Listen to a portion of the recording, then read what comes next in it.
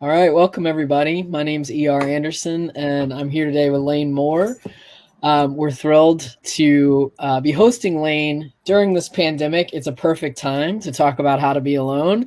Uh, Lane, you probably already know if you're here with us tonight, is an award-winning comedian, writer, actor, and musician. The New York Times called her comedy show Tender Live ingenious. Her comedy and her band, It Was Romance, have been praised everywhere from Pitchfork to Vogue, and her writing has appeared everywhere from The New Yorker to The Onion. She's the former sex and relationships editor at Cosmopolitan, where she received a GLAAD Award for her groundbreaking work expanding the magazine's queer coverage. She lives in Brooklyn with her dog child Lights, who I just got to see. Maybe you'll get to see Lights too. Um, and we're just really excited to have you here, Lane. So we want folks, if you're here, feel free to chime in the chat, say where you're watching from. We want this to be real interactive. Go ahead and ask some questions.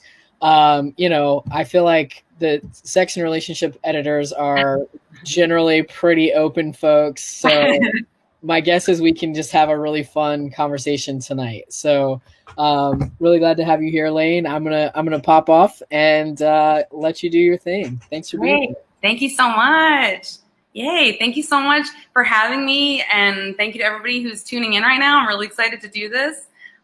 Lights is freaking out by the door. Hi, I'm Lane Moore. I wrote this book called How to Be Alone If You Want to, and even if you don't. And yeah, feel free to if you have questions while I'm reading, while I'm talking, I'll pretty much just go through and talk about the book and why I wrote it and a little bit about the book. But if you have extra questions and you're like, she hasn't said anything about this, feel free to pop them in the chat. So what I wanted to do with How to Be Alone was I wanted to talk about the kind of loneliness that we don't really dig deep on. So I wanted to talk about the fact that our society so often tells us that everybody on earth is supposed to have the perfect family, the perfect friends, and the perfect romantic partner. And I think social media also creates this idea that everyone has that, right? Like around the holidays, you look on social media and it's like, oh, I didn't know that everyone came from a super rich family who was super tight knit. I had no idea that literally everyone but me had this. Great.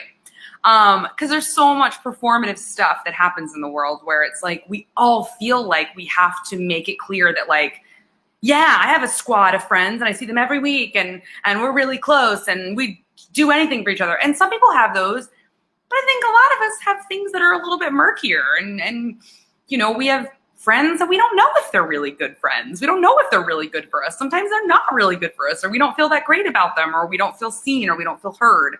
And that could be from our family, our partner, what have you. And this was a story I didn't really see told. And I felt very alone, existing in a world where it seemed like everyone around me had all of those things. And I didn't. And I think that one thing that happens to you when you feel like you're the only one experiencing something is that brings about shame, where you're like, oh, everyone but me has all of these things and I don't. What does that mean about me? What does that mean about my value? And can I ever really have them if I don't feel like I have them now? Is there hope for me to have that? Because if you're like me, you watch a lot of movies and TV and, you just see these, it seems like everybody has a tight-knit group and everybody feels like they belong. Everyone, no one ever feels lonely. No one ever feels neglected or scared of other people. And I definitely do. Lights, come on up, hang with us. It'll be great. Sometimes my dog will just approach the couch, should I come up? And I'm like, of course, you live here.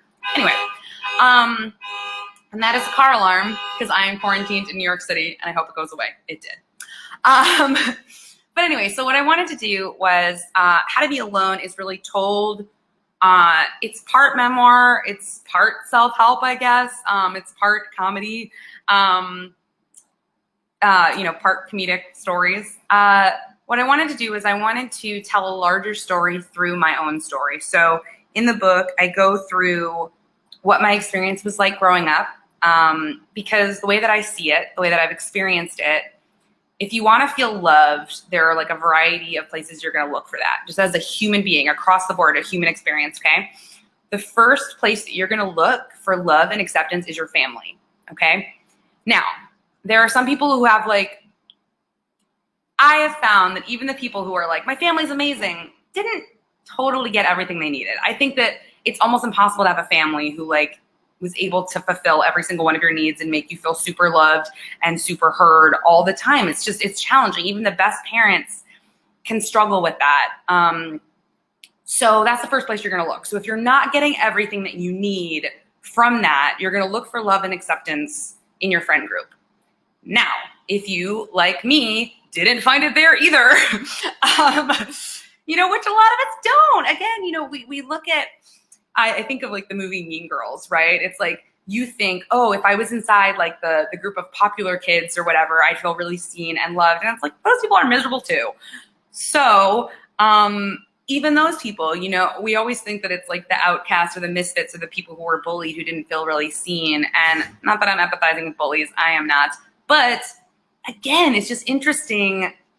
I think it's very rare to have gone through elementary school and junior high and high school and to have felt completely seen, completely loved, and like you belonged and like you weren't super weird.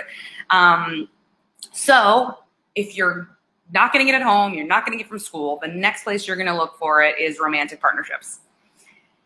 And that is risky. That is risky. So in the book, I talk a lot about my childhood experiences of really wanting to feel loved and connected and, you know, me finding love and connections through books and movies and music. And just so you know, if you have not read the book yet, the dedication page is like all of my favorite movies and music and TV shows that really shaped me and raised me. And I think that that's true for a lot of people, where it's like some of our closest friends are fictional characters. So I talk about that a lot in the book. And then I talk a lot about attachment styles and love languages, because basically what I wanted to do is I wanted to show the path that I had been on to trying to figure out, like, I kind of laugh when people see the title How to Be Alone and they think, every now and again I'll get someone who will comment, How to Be Alone? I already know how to be alone. I need the opposite book. And I'm like, sweet friend, this is the opposite book of that, you know? The book is called How to Be Alone If You Want to and Even If You Don't, for a very specific reason. And that is this. In my experience, there are two types of people who want to be alone, who are just like, yeah, or who are alone, I guess I'll say.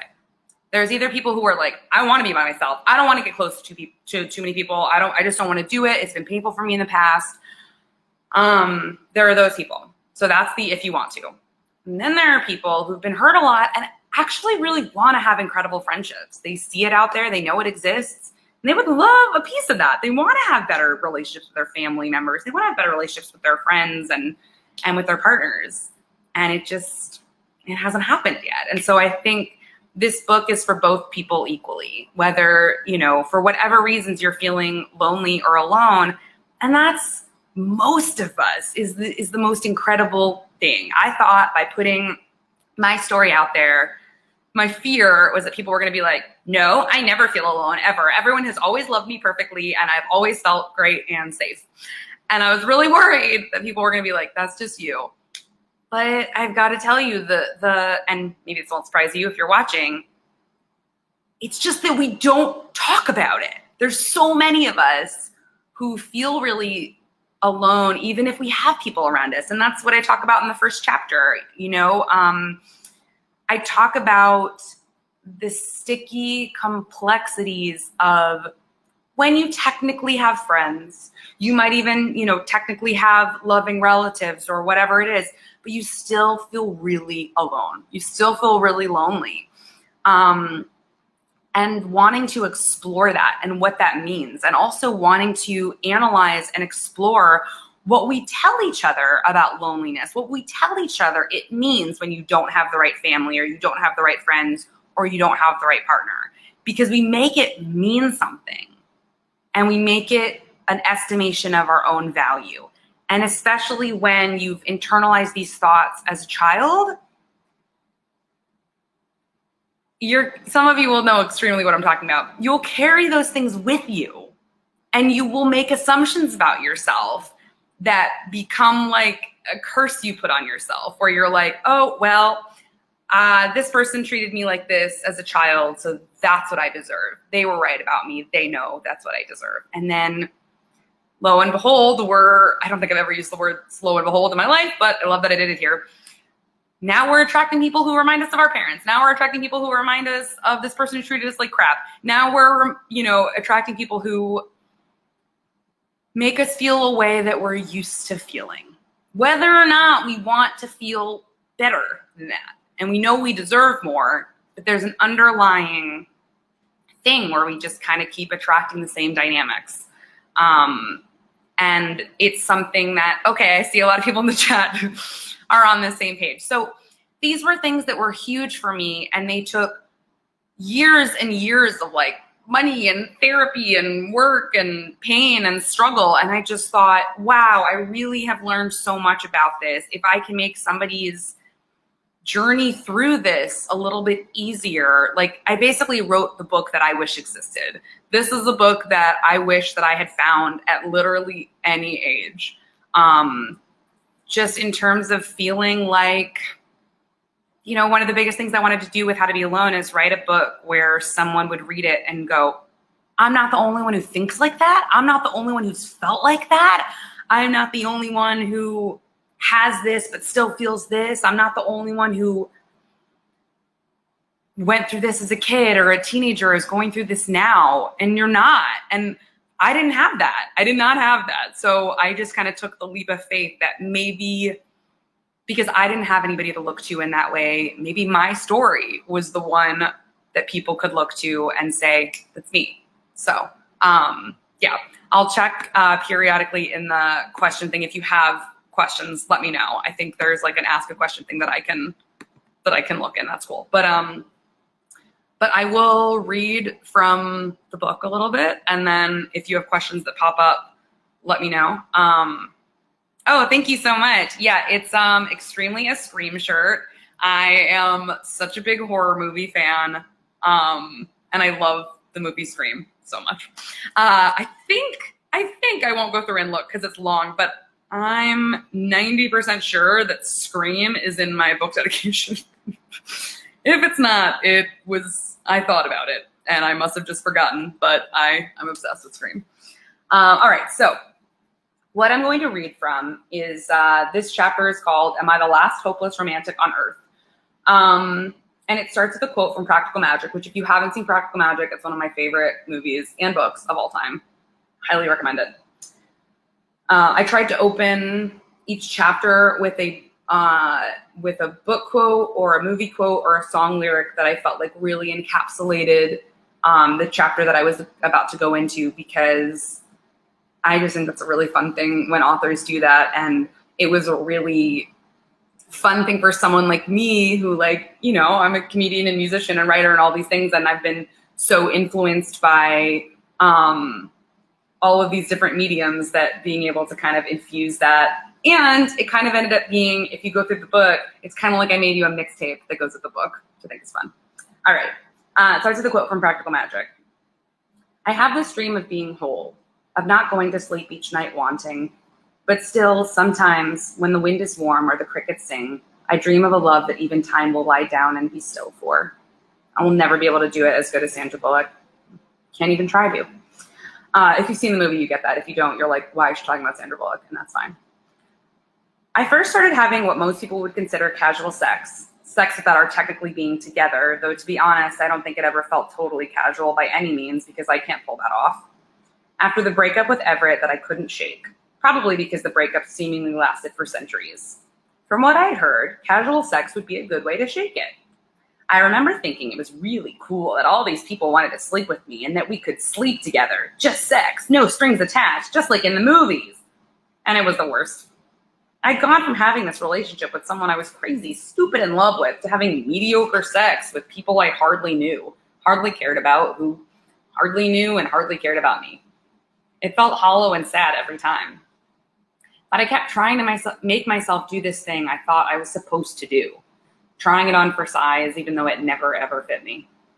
So I ignored the gut punch I would feel every time I got out of bed with someone whom I didn't really want to be with, or whom I thought maybe it'd be nice to be with, but we weren't labeling it. I turned off parts of my heart and brain, which are two of my favorite and most vital parts of myself.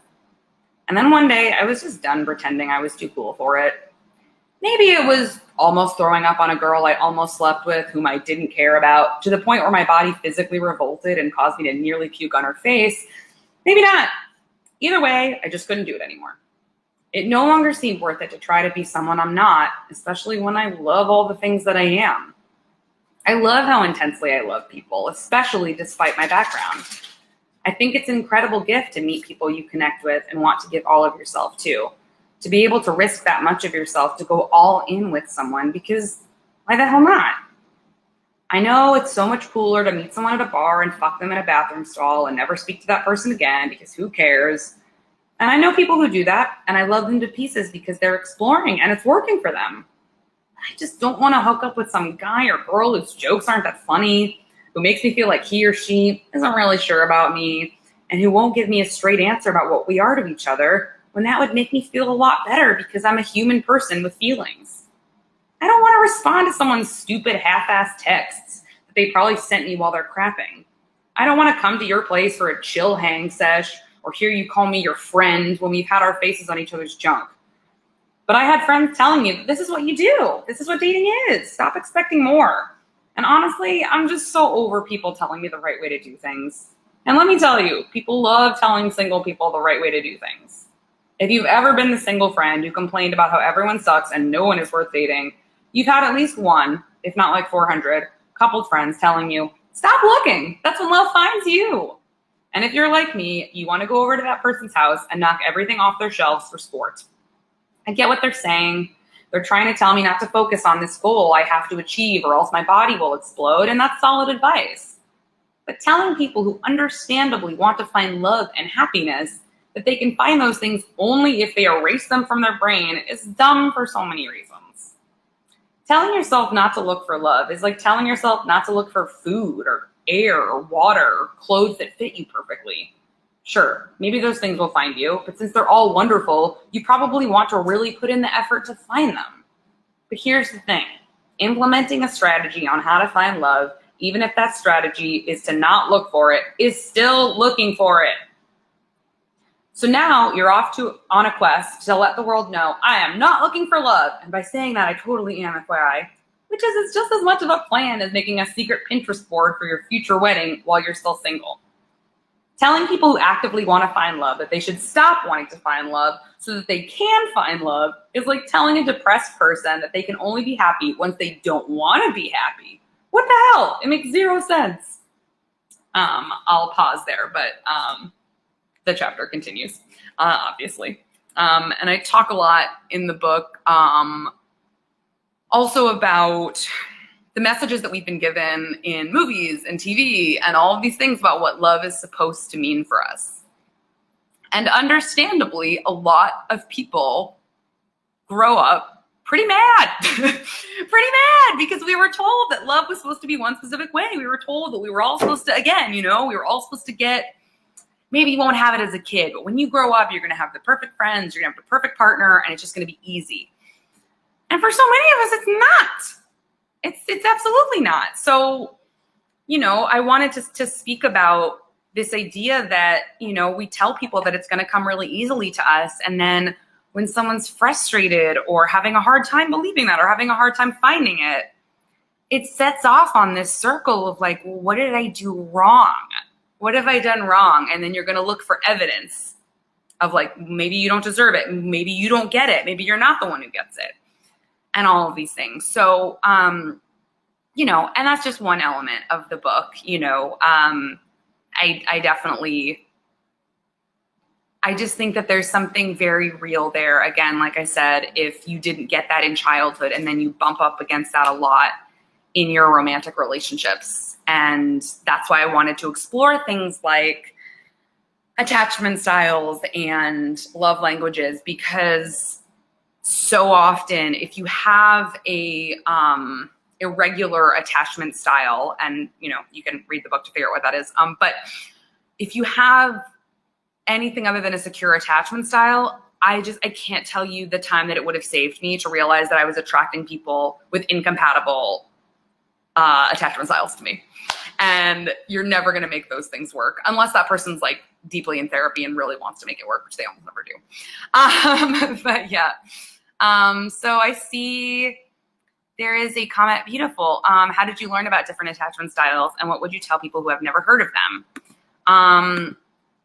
Great. Well, that's perfect because that's a little what I was talking about. So I don't remember how I initially learned about attachment theory. I think I had heard about it and I thought it was interesting, and I picked up a book on it, and I thought I can be a little bit, I'm somebody who like, I don't get into, I either like really love a book or movie instantly, or I just don't. I get really frustrated when I'm watching a movie or reading a book and I'm like, I've given this 30 minutes or 30 pages and I'm still bored. Like I have a hard time.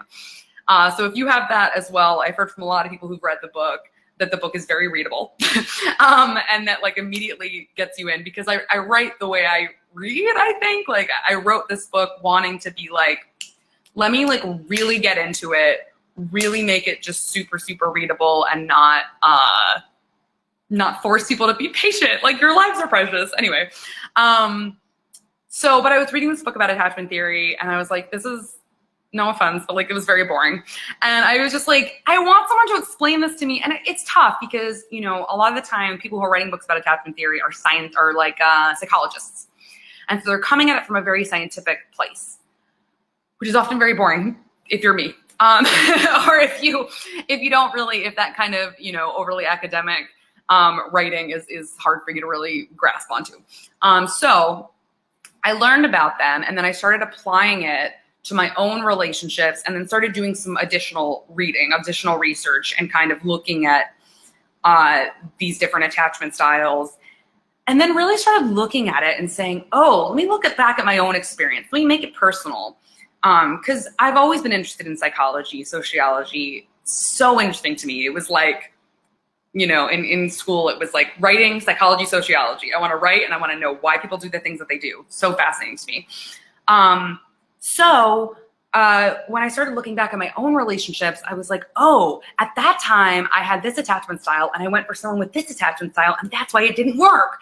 And then my attachment style changed, because they can, if you're able to do some work on yourself, or in the reverse, sometimes, you know, they can change for, I don't want to say negative, but they could change for the negative. Maybe you had a secure attachment style, something happens, now you have an insecure attachment style. And by the way, if you're totally like, what even is this? An attachment style was formed in childhood, and I'm paraphrasing, this is as I know it to be, was formed in childhood. And it is indicative of the way that you did or didn't attach to your parents. So if you had parents who were difficult to attach to for whatever reason, then you learned to attach in an insecure way. It's like it's a coping mechanism, really. You know, you have to learn how to attach in some sort of way. So there are different ways that you can attach to somebody in a less than healthy way. If you had a secure attachment with your parents, that means you felt really safe loving them, and you felt really safe being loved by them, and you just had a really easy time connecting. And that probably means that you have a really easy, safe time connecting with most people. You don't feel anxious, you don't feel overwhelmed, you don't feel suspicious, you don't feel cagey, you don't feel trapped. But for a lot of us, we have insecure attachment styles. So I learned about that and it just broke my whole world open. So I talk about a lot of my past relationships in the book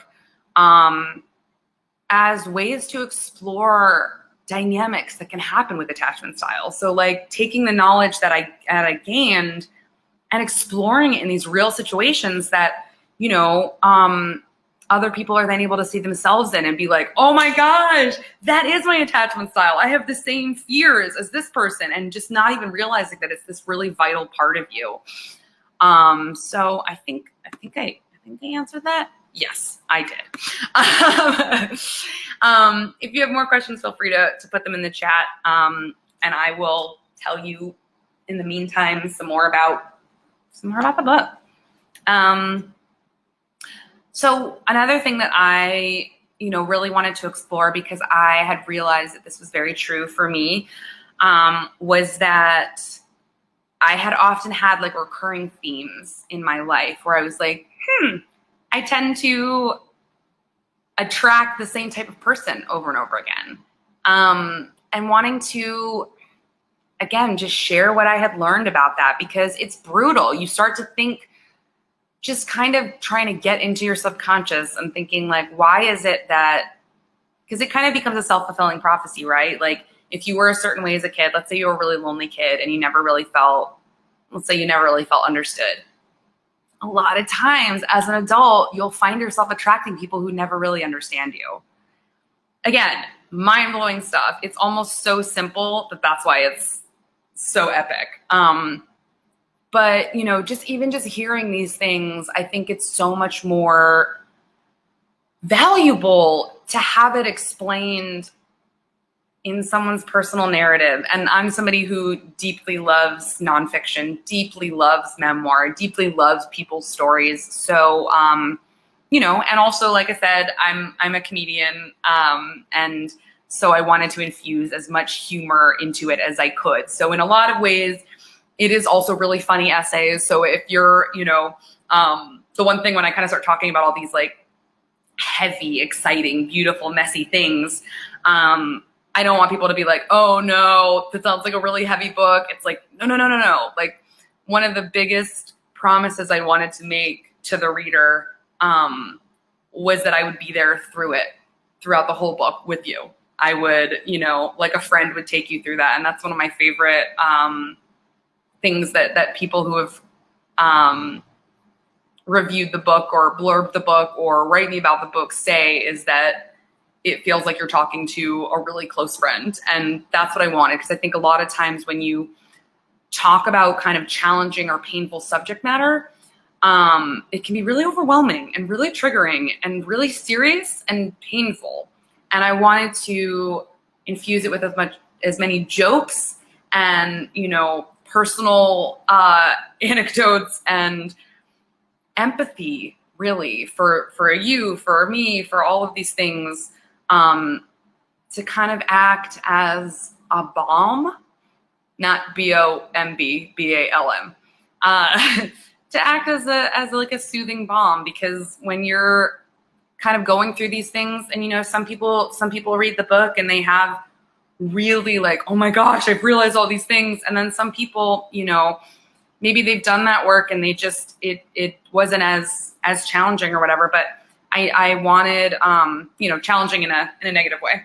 And maybe it was more of just a like, oh, an interesting read. But, for the people who I knew would read this book and had never seen themselves reflected anywhere and were having to face these, remember things.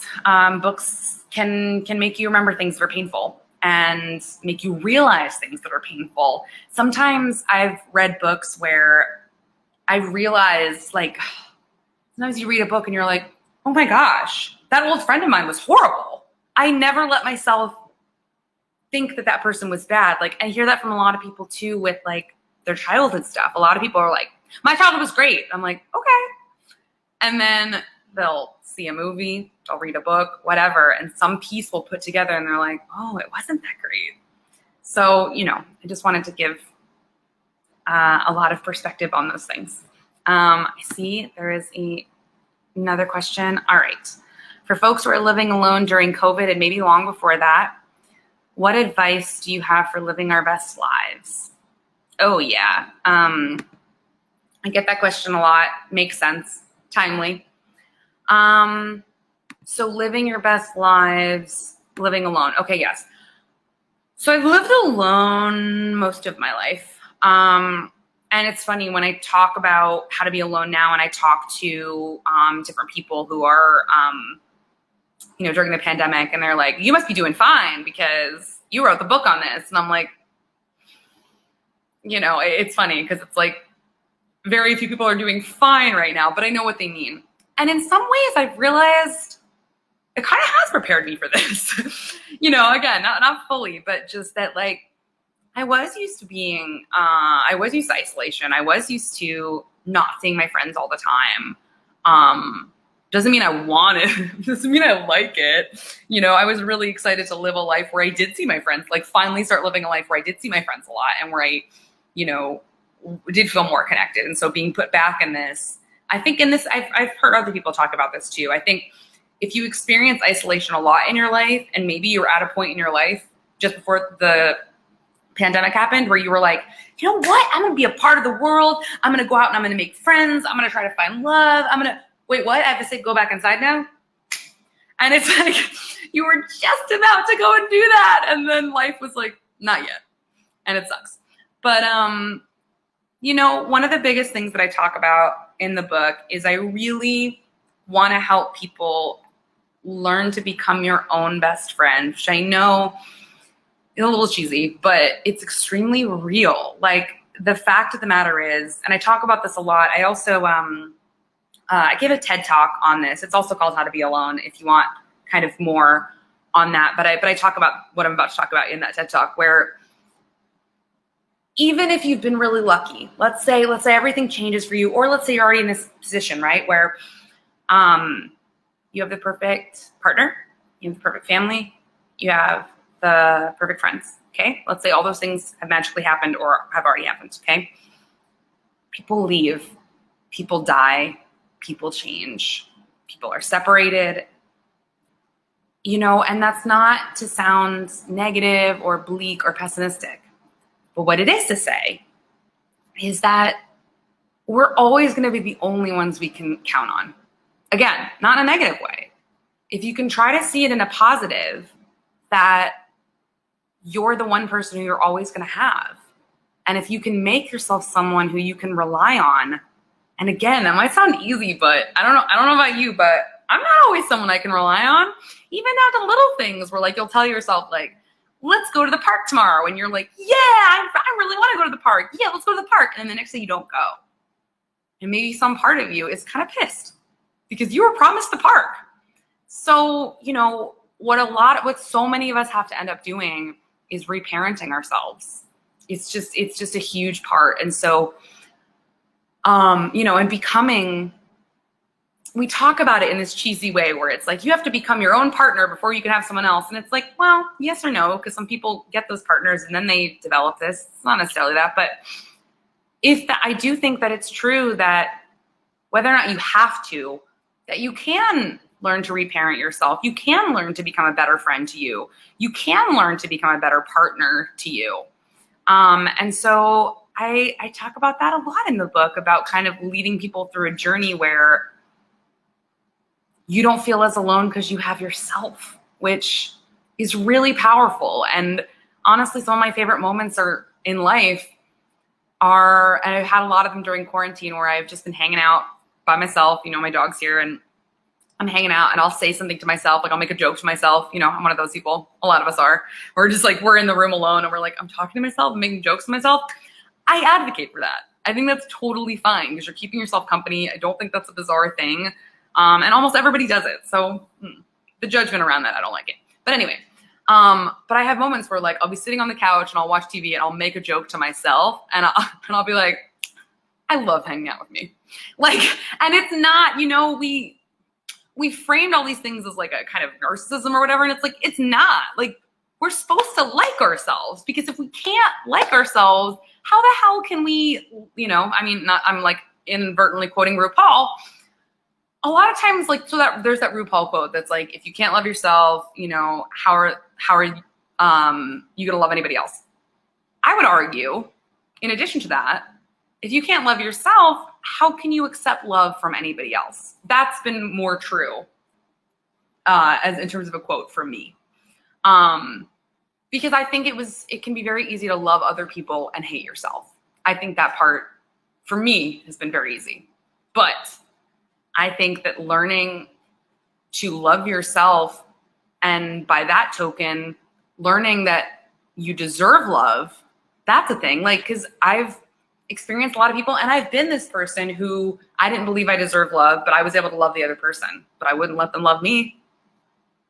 So, you know, and then you're pushing away wonderful things. So I think it's a really powerful time to read a book like this and to go really deep with your own stuff and see if you could make yourself an ally to yourself during this, because we need as much support as we can get. So the next question, you talk about your book friends. What are some of your all-time comfort books and why? I talk a lot in the book about Anne of Green Gables. I'm a big fan of Anne of Green Gables. I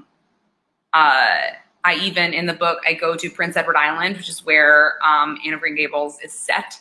I go on a trip there, one chapter based on my love of Anne of Green Gables. I've been back a few times since then too. I really do love it there.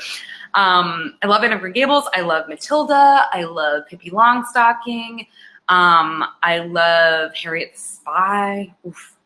I loved a lot of books about messy, either kids who were like orphans or who weren't paid enough attention to, because I feel like, and that's the thing, like, again, regardless of your view of your family's connection or whatever, I think almost all of us, childhood was such a lonely time that even if you weren't orphaned or, you know, your dad wasn't sailing the high seas as a pirate, Pippi Longstocking, then, you know, you still felt really alone during childhood. And I think that's why so many of those books really resonate with us. I also love reading bell hooks. There's so many. I love, I was really into Selena as a kid, so I read a bunch of Selena biographies. I love autobiographies and memoirs. I just love hearing of people's lives and what they learned and who made them who they are. I love anything that's super romantic, not schmaltzy, but romantic. I also love horror and thriller books so much. And then a tinge of self-help stuff. It depends how it's written. Those are all favorites. I think I fully answered that. Good. Can you share a bit about the heteronormativity of the sex advice world and how you shook that up at Cosmo? Sure. So I was an editor at Cosmopolitan. And when I went to Cosmopolitan, the main thing I wanted to do, like, I didn't want to go in and have somebody tell me how to be. I'd written for a lot of places, and I just felt like if I'm going to go into a place that has a lot of heteronormativity, and a lot of like toxic, historically has a lot of toxic ideas about that, I want to go in and I want to do stuff that's like really feminist and like intersectionally feminist and talks about queerness and gender. And I just want to, and this was, a couple years ago before that was really seen as much as it is now. And I just thought it was a really exciting opportunity to be able to, so when I came into Cosmo, I was like, hey, this is me. This is what I would want to do here. I would want to write about gender and queerness. And I always laugh that, so my first 2 Cosmo stories were 8 fun things to do with your boobs, which they assigned me. And my second story was how to talk to a suicidal friend, which I pitched. So I feel like that really set a pace for me at Cosmo. I was just like, all right, I will write hilarious stuff about sex and relationships. I'll do that all day. But I want to really subvert it, and I just want to, put out something that's a little bit better, that like focuses on consent and mental health and gender and sexuality and, wanting more than just casual sex. Because, a lot of women's magazines focus so much on that. And I'm like, well, if you're going to talk about sex, there's so much more to talk about than just like penis stuff, like so much of what I was fed as a kid was just like, you better know boys' bodies. And I'm like, what? First of all the education that I learned shouldn't just be about assuming that I'm going to attract one specific type of partner or one specific gender or genitals or whatever. Expecting that is no. But also that's not the only thing. I wish I'd been taught about consent and romance and desire and needs and boundaries and fluidity. And so that's what I wanted to do at Cosmo, and that's what I fucking did. So, and I'm very proud of it. So yeah. How did you learn your feminist practice? I think I was just always somebody who just wanted everyone to be treated fairly. You know, I remember at a very young age when I would see any kind of discrimination, any kind of hatred, I was just born with it in me that I would just get very upset. And, you know, my mom would tell me when I would come home from school and I would see any kind of just injustice, I would just be so upset and angry. And I just wanted to, I just wanted everybody to be treated kindly.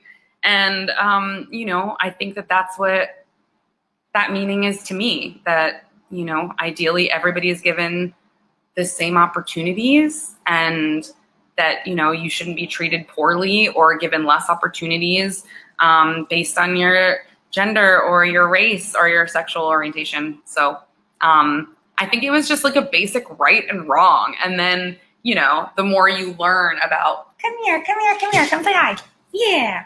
The more you learn about what really goes on and how people are really treated, this is Lights.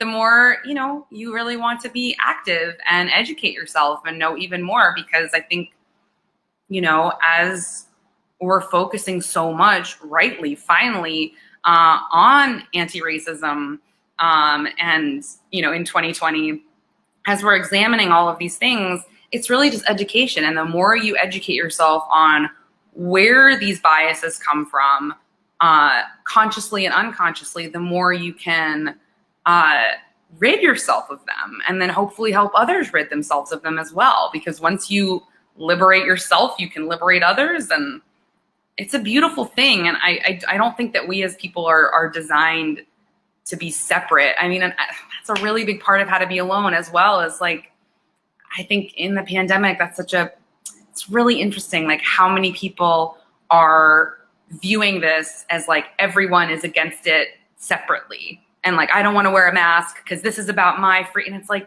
no, like the pandemic is really, and I'm not romanticizing the pandemic in any way, but I think glass half full, the pandemic is a beautiful opportunity to see that, like, we're all supposed to be in this together. Life is really hard. And I think if we can see each other as, you know, all just people who are,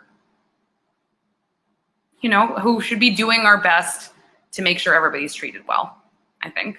And so it's kind of weird that that's political. It's kind of weird that that's seen as political. But yes.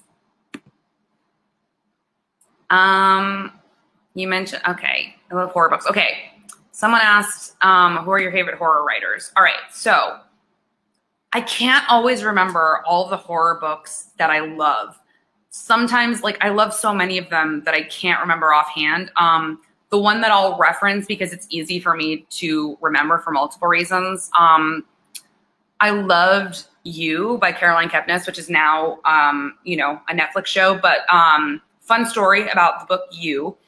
I read it years ago when it came out and was blown away. Was like, this book is so freaking good. This is so good. This is such a dream.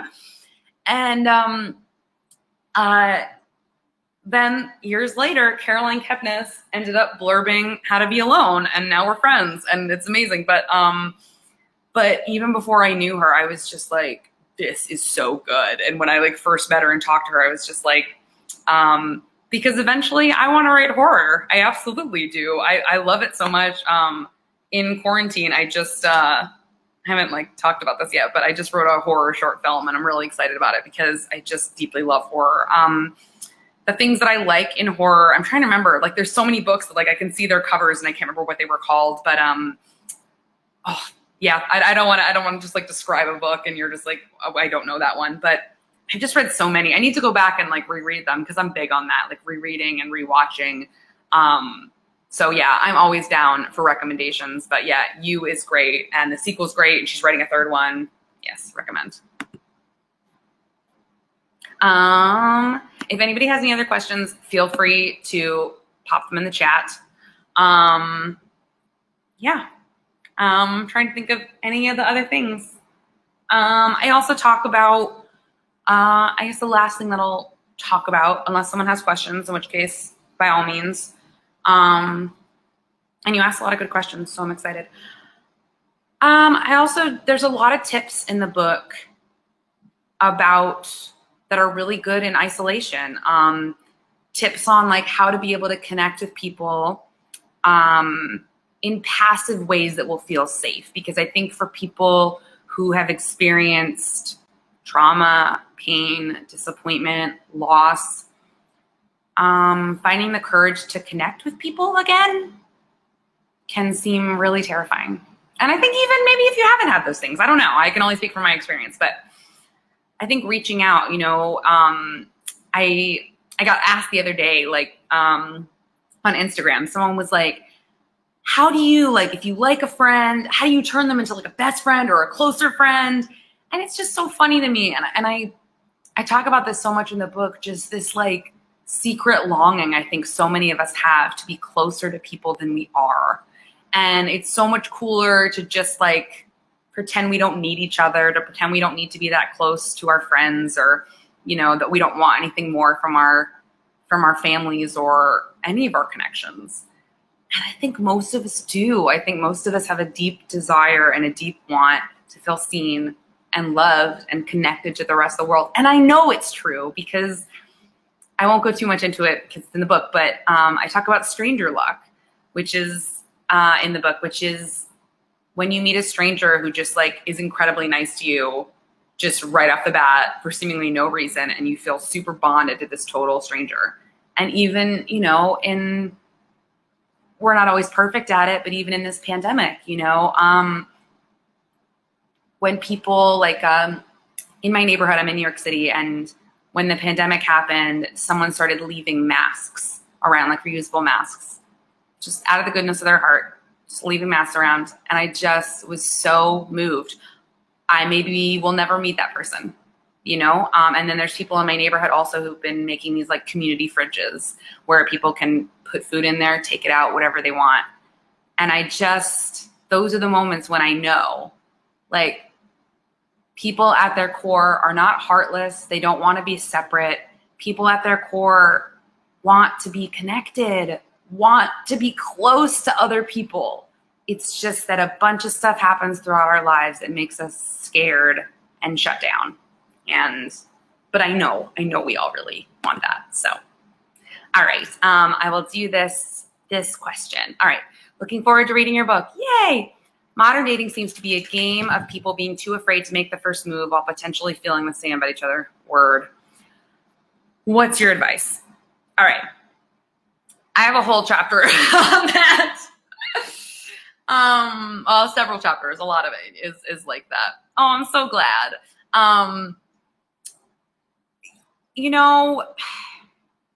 It really is like that. And I think it's really unfortunate that it's like that because, again, I think that your question leads back into what I was just talking about, where it's like we're all supposed to be too cool for it. We're all supposed to be too cool to really want a relationship. And there's this game of chicken that happens in friendship, families, all these things, I tell a very specific story about this in the book about a kid that I babysat who illustrated this really well for me. But I think just knowing that it's okay to want whatever you want.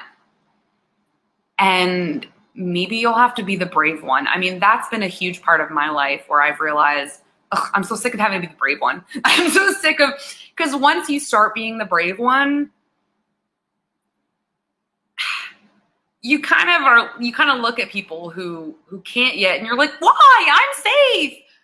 But then you look back on your life and you remember you weren't always able to be the brave one. And if it's not clear what I mean by being the brave one, I mean the one who says, hey, I like you. I want to be your boyfriend. I want to be your girlfriend.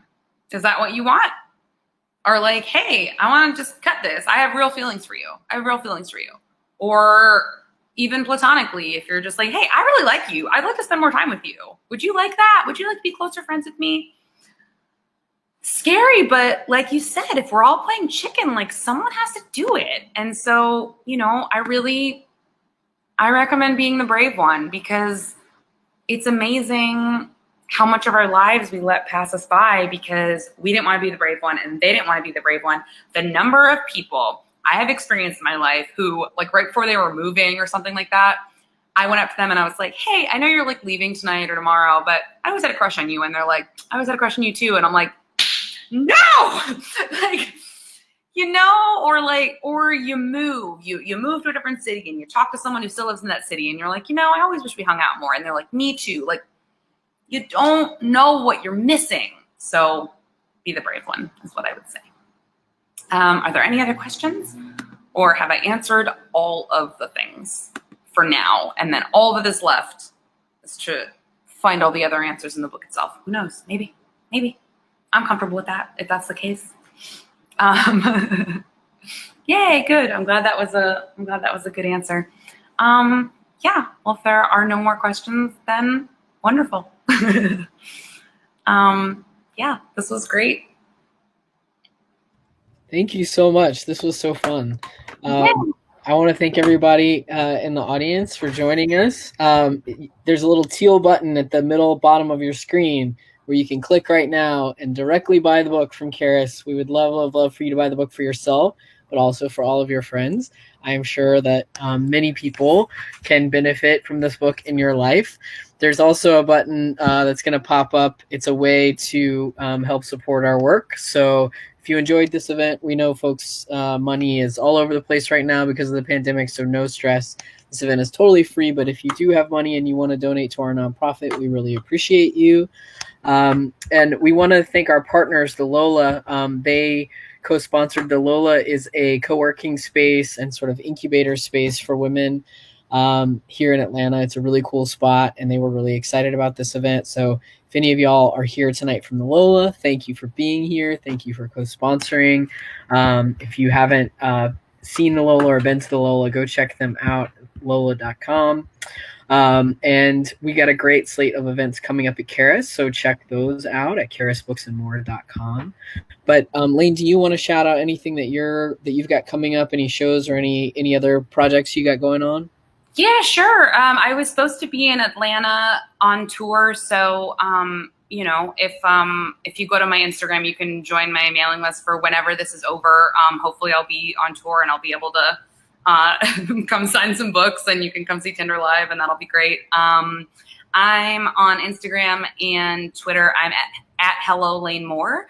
And then I also started doing some live shows on Twitch that are really fun, where we like watch retro videos and we play this 80s board game, and it's really interactive, and you can find all those links on my Instagram and Twitter as well. Yeah. Sweet. All right. Well, thanks so much, y'all. And this will be immediately available to watch and then repackaged and put on YouTube in about a week. So with captions. So please share it with your friends. If you know folks who would love it and just weren't around tonight, send it out, tweet it, all that. It's just going to be the same link that you used to get here. So until next time, I hope everybody stays safe and enjoys their time alone, because it's great. Exactly. Yeah. All right. Thank you so much. Thank you.